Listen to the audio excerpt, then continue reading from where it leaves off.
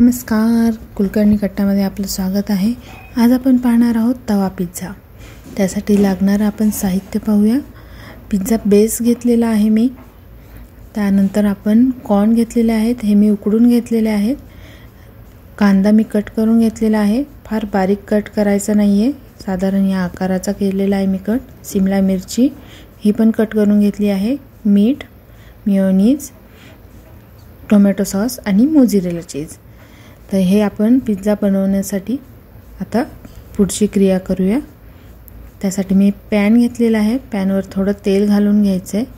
ह्या ज्या सगळ्या भाज्या आहेत आपण कट करून घेतलेल्या, ह्या सगळ्या भाज्या आपल्याला एक एक वाफ आणून मऊ करून घ्यायच्या, जेणेकरून आपल्याला पिझ्झा खाताना ते दाताखाली भाजी कचकच लागणार नाही।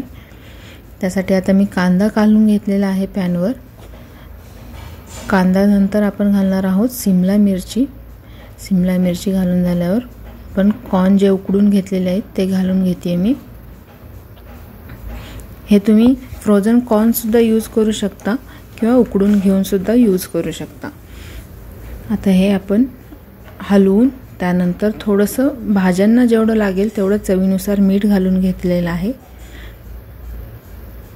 भाज्यांपुरतंच घालायचं आहे, पिझ्झा बेसमध्ये मीठ असतं, त्यामुळे भाज्यांना लागेल एवढंच घातलेलं आहे। आता ह्या मऊ होण्यासाठी आपण त्यांना कव्हर करून एक वाफ येऊ देणार आहोत। आता आपण त्यावर झाकण ठेवूया।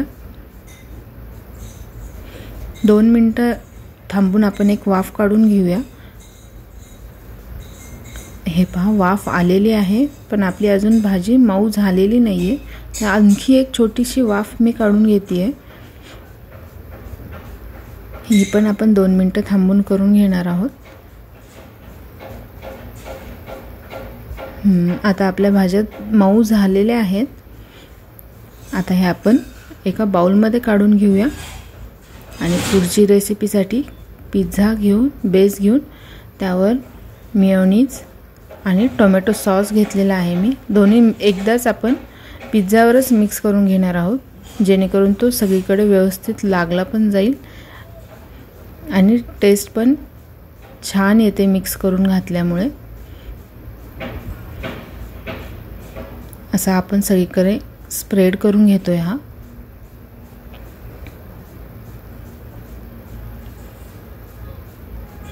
आपला हा व्यवस्थित सगळे काठापर्यंत स्प्रेड झालेला आहे। त्यानंतर आपण ज्या भाज्या वाफवून घेतलेल्या आहेत त्या वाफवून घेतलेल्या भाज्या आपण घालून घेणार आहोत। सगळीकडे व्यवस्थित घालून घ्यायच्या। लहान मुलांना पिझ्झा खूप आवडतो, त्यामुळे घरच्या घरी सोपी ही पिझ्झाची रेसिपी मी टाकलेली आहे। त्यावर आपण आता हे मोझरेला चीज घालणार आहोत। प्लेन चीज सुद्धा चालते, तर मोझरेला चीज अवेलेबल नाही झालं तर तुम्ही प्लेन चीज पण वापरू शकता, पण ह्यामुळे एक टेक्स्चर पिझ्झासारखं येतं, त्यामुळे मी मोझरेला चीज यूज करते। हे भरपूर प्रमाणात लहान मुलांना आवडेल असं तुम्ही घालू शकता। आता हे आपण पॅनवर ठेवून पिझ्झा बेक करून घेणार आहोत। मी पॅनवर ठेवलेला आहे पिझ्झा, तो आपण कव्हर करणार आहोत। कव्हर केल्यामुळे वरचं जे चीज आहे ते व्यवस्थित मेल्ट होतं आणि छान स्प्रेड होतं। तर आता मी यावर लीड ठेवून घेते। 2 ते 3 मिनिटं आपण जोपर्यंत चीज मेल्ट होत नाही तोपर्यंत कव्हर ठेवणार आहोत।